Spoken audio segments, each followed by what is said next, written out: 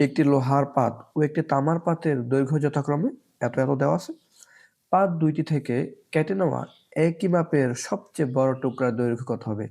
প্রত্যেক পাতের টুকরার সংখ্যা কত হবে? এই কথাটা বাদ দিই। গণিত শিখার একটা বড় কৌশল হচ্ছে প্রথমত অঙ্কের মধ্যে যত লেস টেস থাকবে আর অতিরিক্ত কথা এগুলো বাদ দিয়ে শুধু প্রথম সিম্পলটা বুঝি আমরা। যে ধরো এই এটা হচ্ছে লোহার পাত, এটা হচ্ছে কিসের পাত? তামার পাত। এখন এই বড় বড় সংখ্যা যে আছে এই বড় বড় সংখ্যা বাদ দিয়ে আমরা নিজেদের মতো ছোট দুইটা সংখ্যা কল্পনা করব। ছোট সংখ্যা কল্পনা করে আমরা পর্যবেক্ষণ করব যে আসলে আমরা মুখে মুখে বোঝার চেষ্টা করব যে ছোট সংখ্যার ক্ষেত্রে আসলে কোন নিয়মটা কাজ করে। ছোট সংখ্যার ক্ষেত্রে একই প্রশ্নের একই নিয়মের ক্ষেত্রে যে নিয়মটা কাজ করবে বড় সংখ্যার ক্ষেত্রেও একই নিয়ম কাজ করবে। চলো আমরা দেখি। ধরে নিলাম লোহার পাতের দৈর্ঘ্য 8, এটা নয়। তামার পাতের দৈর্ঘ্য 12, বড় সংখ্যা এটা নয়। আচ্ছা, এরপর কি বলছে? আমাদের বলা হয়েছে যে আমাদের এই পাতগুলো কাটতে হবে। কেমনে কাটতে হবে? যে এই লোহার পাতকে যত সেন্টিমিটার পরিমাপের কাটবা এই তামার পাতকেও অত সেন্টিমিটার কাটতে হবে। লোহার পাতকে যদি 1 সেন্টিমিটার করে কাটো তাহলে তামার পাতকেও 1 সেন্টিমিটার কাটতে হবে। লোহার পাতকে 2 সেন্টিমিটার করে কাটতে তামার পাতকেও 2 সেন্টিমিটার করে কাটতে হবে। এই একই মাপের বলতে এটা বোঝাচ্ছে। ছোট দুইটা, একটা হলো একই মাপের আর বড় টুকরা। আচ্ছা, আগে একই মাপের করে কাটলে আমরা কিভাবে করবো সেটা বুঝি, পরে বড় মাপের। আচ্ছা, এবার আসো একই মাপের করে যদি আমরা কাটি তাহলে কত টুকরা করে মানে কত সেন্টিমিটার করে কাটা যাবে সেটা হলো এই 8 মানে 8 সেন্টিমিটারের যে লোহার পাতটা আছে এই পাতটাকে 1 সেন্টিমিটার করে কাটা যাবে। কারণ 1 সেন্টিমিটার করে কাটলে 8 এক 8, 8টা টুকরো হবে, সমান 8টা টুকরো হবে। 2 সেন্টিমিটার করে কাটলে কত হবে? 4 2 8, 4টা টুকরো হবে। তারপর 3 সেন্টিমিটার করে কাটলে না, 3 সেন্টিমিটার করে কাটা যাবে না। কারণ আমরা যদি ধরো 3 সেন্টিমিটার করে কাটলাম, 3 সেন্টিমিটার করে কাটলাম, তাহলে কি হলো? 3 সেন্টিমিটার করে কাটলে এই দুইটা টুকরো হবে 3 গুণে 6 মিটার, 6 সেন্টিমিটার, আর একটা হবে 2 সেন্টিমিটার। তাহলে সমান হলো? সমান হলো না। আমাদের বলছে প্রত্যেকটা টুকরা সমান হতে হবে। কি হতে হবে? প্রত্যেকটা টুকরা ইকুয়াল হতে হবে। এই জন্য আমরা দুঃখিত এই 3 সেন্টিমিটার করে কাটতে পারছি না, এখানে 3 লেখি নেই। তাহলে 1 সেন্টিমিটার কাটা যাবে, সমান হবে 2 সেন্টিমিটার করে কাটলে সমান হবে 4 সেন্টিমিটার করে কাটলে, হ্যাঁ 4 2 8 সমান 2টা টুকরো হবে। তারপরে 5 সেন্টিমিটার করে কাটলে সমান হবে না, এর জন্য 5 লেখি নেই, কারণ 5 দিয়ে 8কে ভাগ যায় না। এখানে আর একটা জিনিস খেয়াল করো, সেটা হলো যেই সংখ্যাগুলো দিয়ে 8কে ভাগ যাচ্ছে ঠিক ওই সংখ্যক মানে ওই সংখ্যক সেন্টিমিটার করে কাটলেই সমান সমান হচ্ছে। ম্যাজিক না? তারপরে 8 সেন্টিমিটার করে কাটা যায়। 8 সেন্টিমিটার করে কাটা যায় মানে হলো আমরা যদি এই সবটা পাত আস্ত রেখে দিই তাহলে এটা হবে 8 সেন্টিমিটার। তখন কাটা লাগবে না, মানে একটা টুকরো হবে, মানে একটাই হবে 8 সেন্টিমিটার। তাহলে আমি তোমাদের বুঝাইলাম যে 8 সেন্টিমিটারের এই লোহার পাতটাকে 1 2 4 8 এই 4 মানে 4টা 1 সেন্টিমিটার, 2 সেন্টিমিটার, 4 সেন্টিমিটার এবং 8 সেন্টিমিটার করে কাটলে সমান সমান টুকরা হবে। আর খেয়াল করো তো আসলে 1 2 4 8 এই সংখ্যাগুলো কি? এই সংখ্যাগুলো হলো 8 এর গুণনীয়ক, তাই না? এই সংখ্যাগুলো কি? এই সংখ্যাগুলো হলো 8 এর গুণনীয়ক। তাহলে এবার এই 12 সেন্টিমিটার তামার পাতটাকে 12 সেন্টিমিটার এই তামার পাতটাকে কত টুকরা করে কত সেন্টিমিটার করে কাটলে সমান ভাগ হবে, এগুলো কিন্তু এখন আমরা চিত্র ছাড়াই চক্ষু বন্ধ করে বলে দিতে পারি। সেটা হবে 12 এর গুণনীয়ক, মানে 12 সংখ্যাটার গুণনীয়ক যেগুলো হবে অত সংখ্যক অত সেন্টিমিটার করে কাটলেই হয়ে যাবে। 12 এর গুণনীয়ক কি?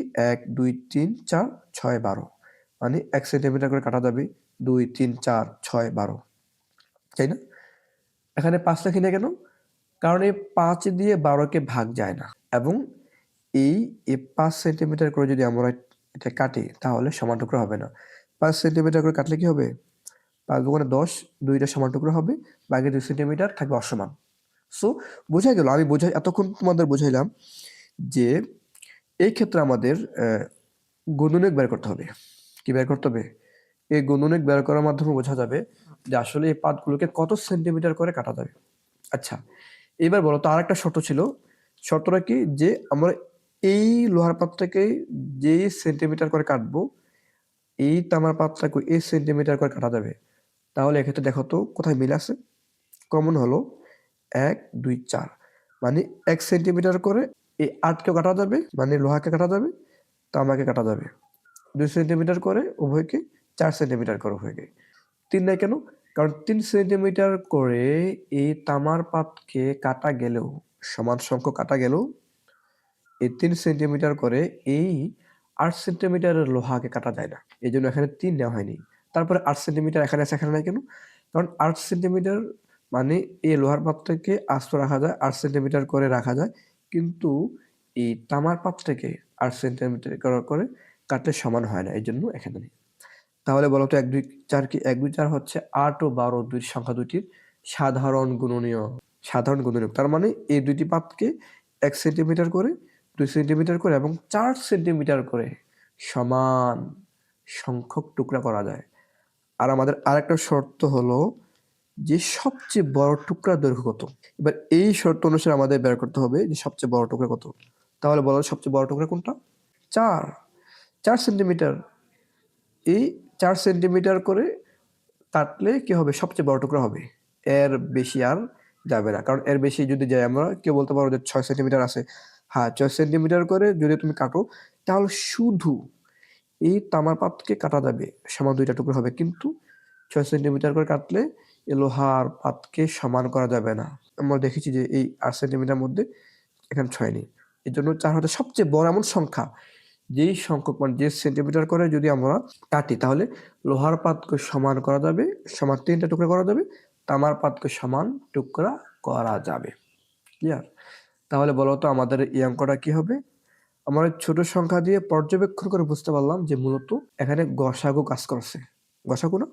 কারণ এই সংখ্যাগুলো হলো 8 ও 12 এর গুণনীয়ক, আর 1 2 4 হলো 8 ও 12 এর সাধারণ গুণনীয়ক, আর এই 4 হলো 4 কি? 4 হলো 8 ও 12 এর সবচেয়ে বড় সাধারণ গুণনীয়ক, সবচেয়ে বড় বা বৃহত্তম সাধারণ গুণনীয়ক, আর সবচেয়ে বড় এর আরেক নাম গরিষ্ঠ। তাহলে 4 হলো গরিষ্ঠ সাধারণ গুণনীয়ক। ওকে, তাহলে 8 ও 12 এর আমরা যদি গসাগু করি, এভাবে করি আর ভাগ প্রক্রিয়া করি, 4 বের হবে, 4 হবে উত্তর। আচ্ছা, আরেকটা কাজ সেটা হলো আমাদের প্রশ্নের আরেকটা অংশ ছিল এরকম যে প্রত্যেক পাতে টুকরার সংখ্যা কত হবে। যেহেতু আমরা বুঝতে পারতেছি যে এই পাতগুলোকে 4 সেন্টিমিটার করে কাটা যাবে, তাহলে বলতো এই 8 সেন্টিমিটার লোহার পাতটাকে যদি 4 সেন্টিমিটার করে কাটা যায়, তাহলে টুকরা কয়টা হবে? ভাগ করলে হবে। যে 8 সেন্টিমিটার লোহার পাতটাকে যদি 4 সেন্টিমিটার করে কাটি আমরা, তাহলে হবে 2টা টুকরা হবে। আর এই 12 সেন্টিমিটারের তামার পাতকে আমরা যদি 4 সেন্টিমিটার করে কেটে নিই, তাহলে 3 4 12 সমান 3টা টুকরা হবে। এখানে হবে 2টা টুকরা 4 সেন্টিমিটার করে, এখানে হবে 4 4 4 3 4 12 3টা টুকরা হবে। তাহলে চলো আমরা এবার এই যে মেন অঙ্কটা, যে অঙ্কটা বোঝানোর জন্য এতক্ষণ আমি তোমাদের তৈরি করলাম, এবার মেন অঙ্কে চলে যাই। তাহলে মেন অঙ্কটা কি হবে আমাদের? মেন অঙ্কে লোহার পাত 672 সেন্টিমিটার, তামার পাত 960 সেন্টিমিটার, তাই তো? তাহলে আমরা কি করব? গসাগু, গরিষ্ঠ সাধারণ গুণনীয়ক। আর এখানে আমি কি করছি? ভাগ প্রক্রিয়া করছি। আগে তোমাদের বোঝানোর জন্য করছিলাম কিভাবে? গুণনীয়ক প্রক্রিয়ায়, কারণ গুণনীয়ক প্রক্রিয়ায় গসাগু করলে গসাগুর ভেতরটা বোঝা যায়, পরিষ্কার একটা ধারণা পাওয়া যায়। তো কিন্তু বড় সংখ্যার ক্ষেত্রে কি সহজে করার জন্য এই ভাগ প্রক্রিয়া গসাগু করলে ভালো হয়। তো ভাগ প্রক্রিয়া করছি আমি, দেখো 672 দিয়ে আমরা 960কে গসাগু করেছি, শেষ পর্যন্ত কি হয়েছে? 96। 96 না? 96 হয়েছে। তাহলে বোঝা গেল যে একই ম্যাপের সবচেয়ে বড় টুকরার দৈর্ঘ্য কত হবে? 96 হবে। আর 96 যদি হয়, 96 করে যদি আমরা লোহার পাতকে কাটি, টুকরার সংখ্যা হবে 60টি। আর 96 করে যদি আমরা তামার পাতকে কাটি, তাহলে টুকরা হবে 10টি টুকরা হবে। উত্তর 96 সেন্টিমিটার, 7টি আর হলো 10টি। আশা করি বুঝতে পেরেছো।